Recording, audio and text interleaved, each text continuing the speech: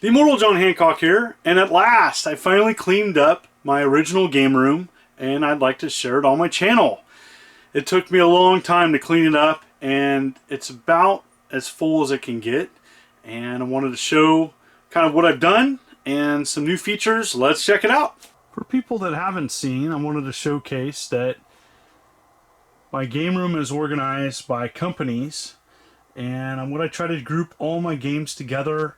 All my N64 games are in loose alphabetical order on top. That hasn't changed much. And below that is my box Nintendo collection. I'm really focusing on this as it's going to be on display at the next Portland Retro Gaming Expo this coming October. If people are asking, what do you use to protect your games? Retro Game Protection is where I go for all my cases. And this is something that I've been using for many years, and I love Dan and what he offers. He offers game cases for all different types of things. Alright, new and improved, and what I've done is I use like industrial hardware shelves, and this is kind of a test station for me. This is where I can bring out an obscure console, test it, test a homebrew game. This is a new homebrew game I got. And from Loose Soft, yes, awesome. Haven't checked it out yet. Got my Vectrex here with my multi-cart all ready to go. TurboGrafx 16 CD. Haven't tested that in a while. Need to test that with my case here. Had that in my collection a long time. Classic Sony Trinitron hooked up with my Neo Geo AES. And with my Beam controller, it's one of my favorite controllers I like to play with because you can put your thumb on top. Love that clicky noise. Got my little boom box in here for music. Going old school, some audio cassette tapes. And this is an easy way to access some of my harder to get games. This is my Dog Tag Neo Geo collection, and I have more in the back. And as well as mostly US. I have some Japanese. This is my Jaguar and Lynx. And my TurboGrafx. I know it's in bins, but wanted to show that. Definitely. Vectrex, Lynx. My Super Nintendo. This is my box Super Nintendo games. Again, I have a complete Super Nintendo collection. Retail. And a lot of my collections are the retail versions of collections. That's what I kind of focus on. And, you know, everybody's got their thing. Mine is, I go for complete sets. That's kind of what my focus is. And I want to have as many game collections represented as possible. Now, this is just kind of a random assortment. Some of my more classic consoles together, ColecoVision Odyssey. But I have a whole other room dedicated to that. And I have a separate video showing that. These are my Neo Geo MVS carts, and many of these have reproduction kits. I just took shipping boxes, inverted them, and printed out. You know, I could have went with shock boxes. The problem with shock boxes is that they crack, and I don't like that. And it doesn't match with the original way kits were sold. And so I'm always looking for MVS kits to add, or just loose carts is fine. Wii U, Switch. My humble Switch collection, and 3DS games with some amiibos in package. I got some of these at the Nintendo store in Redmond. My GameCube growing collection, always looking for GameCube games I don't have, and I really like collecting for the GameCube. I am going for a Player's Choice set. And you know, for a lot of people don't like that yellow. I really like it. I love collecting for the budget series on most consoles, actually. And here's my classic CRTs and some additional items. A cassette tape player. I can use that on classic computers. In fact, I got a couple there. And I use these TVs to for certain consoles that only work with original CRTs. Over here, just some things on display that are kind of hard to store. My bank shot is signed by Gary Kitchen. Oh, that's gonna bother me. Strange Mortal Kombat 3 control pad that comes with cartridges in which you can use. It has pre-programmed moves for the Sega Genesis. So just some random silly things I have out here. Some Captain Power VHS tapes. And up here's my laser active stuff. And so I have some really hard to get laser active games. Have that, and I have them all right there. It might be an easier way. Some Laserdisc games. Now, you're probably noticing, what is this? These are several items and boxes and boxes. This is, you know, loosely 30 boxes of game items that I don't have room to display. And these are things that I'll pull out for videos. It's a nice organized way. It's all labeled, as well as this side as well. It's just an easy way of getting to games that I want to show in my collection. On top here, I have an Amiga 500.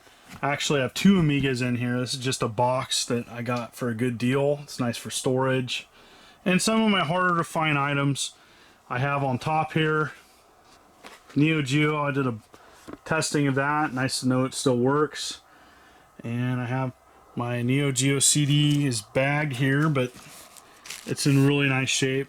Some of these things, I'll have this covered, especially, I just uncovered this just to show for the video. PC Engine Duo,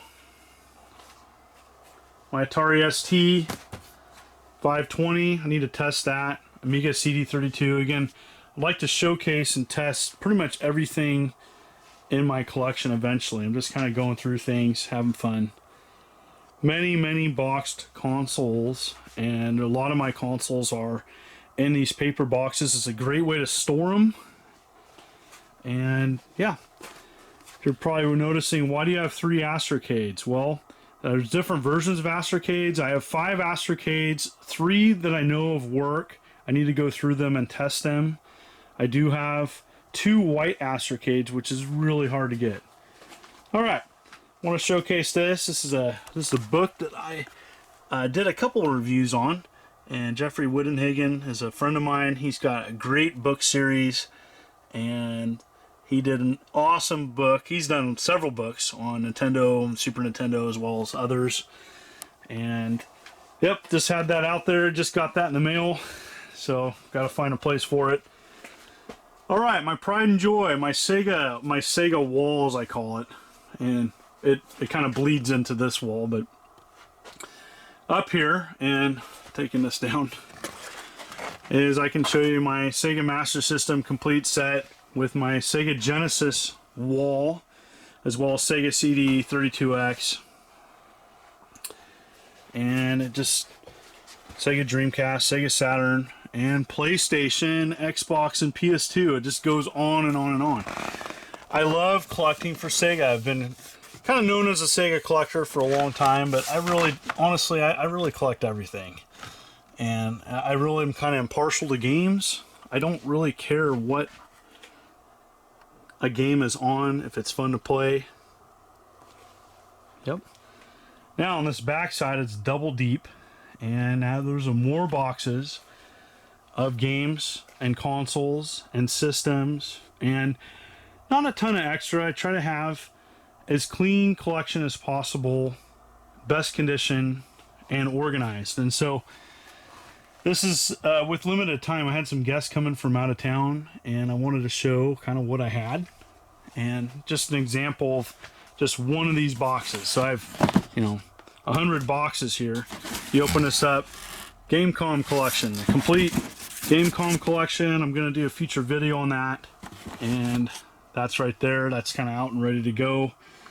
Timex 1000. So each box represents a part of a collection or an entire collection. It's nice to have it all together. I try to have most of my collection together, that way it doesn't get lost. And so it's tough, and as time goes on, I'm running out of room, and so time to get that museum going. All right, because definitely what I want to do is not keep my collection in boxes. All right, up here, this is really one of the major parts that I've renovated in my game room. And this is a whole bunch of Atari ST stuff. I had a major donation to me. I have two mega Atari STs and several monitors, several components here. I need to go through all of it and test it. I have a couple box monitors. This is something I really want to enjoy and appreciate. And some additional Atari stuff up here. Some random boxes, Steel Battalion, 15th anniversary Street Fighter. List goes on and on. Over here, just some random boxed items. Again, if you watch my live stream, I did showcase some of this, but not all of it. Up there, I finally found some info on my Zorro for the R-Zone. It's the last release for the unit, and it's really hard. A lot of the items, a lot of the games were pulled to make room for the GameCom. So that's just kind of my odd R-Zone stuff. GameCube, Flashback 2 Plus, just some nice cool Star Fox. Super Nintendo, just some random stuff. Some Lightspan, PlayStation stuff, etc., etc. And that's about it. Such a relief to have my game room in better shape. And now I can do many more videos of obscure games and consoles because I can find them.